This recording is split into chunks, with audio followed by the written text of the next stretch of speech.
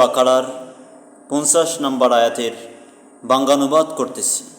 আল্লাহ তাআলা ইরশাদ করেন, স্মরণ করো আমি যখন তোমাদেরকে ফিরআউন গোষ্ঠী হতে মুক্তি দিয়েছিলাম, যারা তোমাদের পুত্র সন্তানকে হত্যা করে আর তোমাদের নারীদেরকে জীবিত রেখে তোমাদেরকে মর্মান্তিক যতনা মানে শাস্তি দিত, আর এতে তোমাদের প্রভুপক্ষ হতে ছিল মহাপরীক্ষা।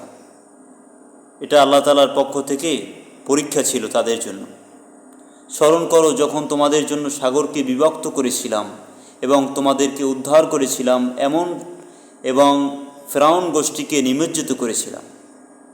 সাগরকে বিভক্ত করেছিলাম মানে সাগরকে আল্লাহ তাআলা ভাগ করে দিয়েছে। ওই মূসা আলাইহিস সালামের যে কয়টা গোত্র ছিল সে কয়টা গোত্রের জন্য সাগরকে ভাগ করে দিয়েছিলেন।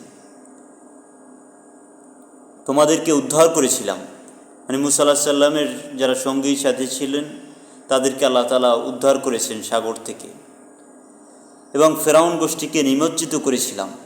ফিরআউনের যারা গোষ্ঠী তাদেরকে নিমজ্জিত করেছিল মানে ডুবিয়েছিল সাগরের ভিতরে, আর তোমরা তা চেয়ে চেয়ে দেখেছিলে। যখন মূসার উপর 40 রাতের ওয়াদা করেছিলাম, তারপর তোমরা তখন বাছুরকে উপাস্যরূপে গ্রহণ করেছিলে, বস্তু তোমরা তো ছিলে জালেম। বাছুরকে তারা উপাস্য প্রভু হিসাবে মেনেছে, আল্লাহ তাআলা তাদেরকে জালেম বলেছে, মানে তারা ওই বাছুরকে পূজা করা শুরু করেছে। এরপরও আমি তোমাদেরকে ক্ষমা করেছি যাতে তোমরা কৃতজ্ঞতা